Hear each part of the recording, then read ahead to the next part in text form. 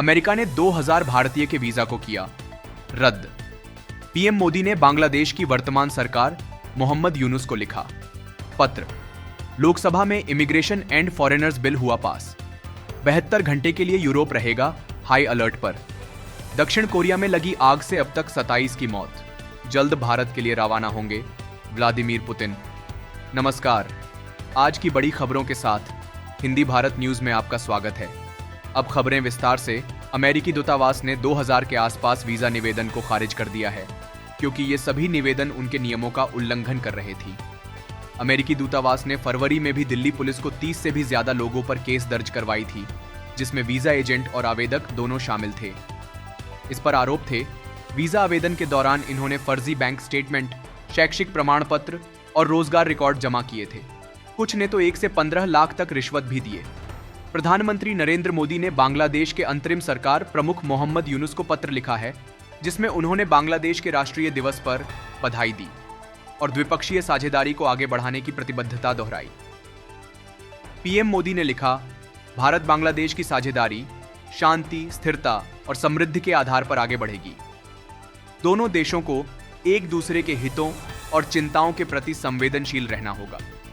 आपको मालूम ही होगा, शेख हसीना की सरकार हटने और अंतरिम सरकार बनने के बाद से ही दोनों देशों के संबंध में तनाव बढ़ा है।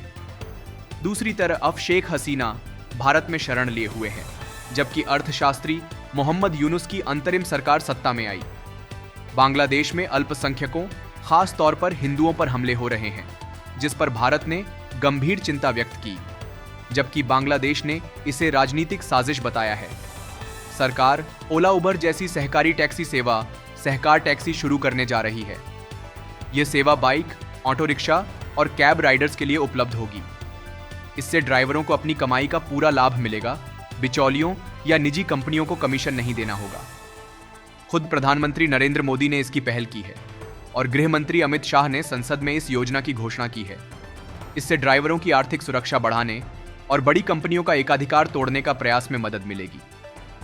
भारत सरकार ने लोकसभा में इमिग्रेशन एंड फॉरेनर्स बिल 2025 पारित किया है।